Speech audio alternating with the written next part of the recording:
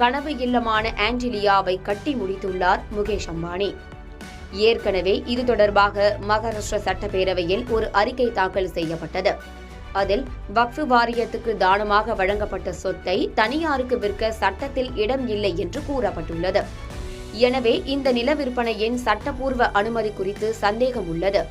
இது தொடர்பாக கரீம்பாய் அறக்கட்டளை மற்றும் வக்ஃப் வாரியம் இணைந்து தீர்வு காண வேண்டும் என்று தெரிவிக்கப்பட்டுள்ளது. இந்த வழக்கு பல ஆண்டுகளாக உச்சநீதிமன்றத்தில் நிலுவையில் உள்ளது.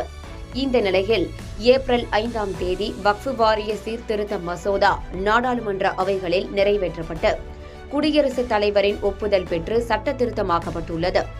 இதன் அடிப்படையில் நிலுவையில் இருக்கும் வழக்கை நீதிமன்றம் விசாரித்து இந்த நிலம் அம்பானிக்கு சொந்தமில்லை என்று கூறினால் நிச்சயம் அவர்கள் வீட்டை இழக்கும் அபாயம் ஏற்படலாம் என்று கூறப்படுகிறது. வழக்கின் போக்கை பொறுத்து அடுத்து என்ன